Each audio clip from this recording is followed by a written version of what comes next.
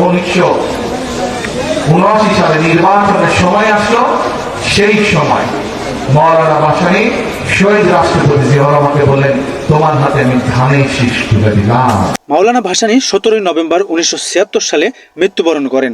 আসলে 1976 সালে যদি মাওলানা ভাসানী মৃত্যুবরণ করেন, তাহলে 3 বছর পরে 1979 সালে নির্বাচনের সময় কিভাবে শহীদ প্রেসিডেন্ট জিয়াউর রহমানের হাতে তিনি ধানের শীষ প্রতীক তুলে দেন।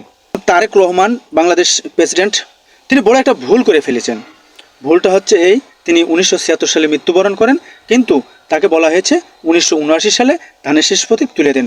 আসলে আপনারা জানেন যে বাংলাদেশে বর্তমান প্রধানমন্ত্রী সহ যতগুলো গণ্যমান্য ব্যক্তি আছে, তারা যদি কোনো কথা বলে মিডিয়াতে, তাদেরকে একটু হিসাব নিকাশ করে কথাটা বলতে হবে। কারণ তারা যদি একটুখানি ভুল করে, তাহলে ওই ভুল নিয়ে মিডিয়াতে ছড়াছড়ি হয়ে যায়।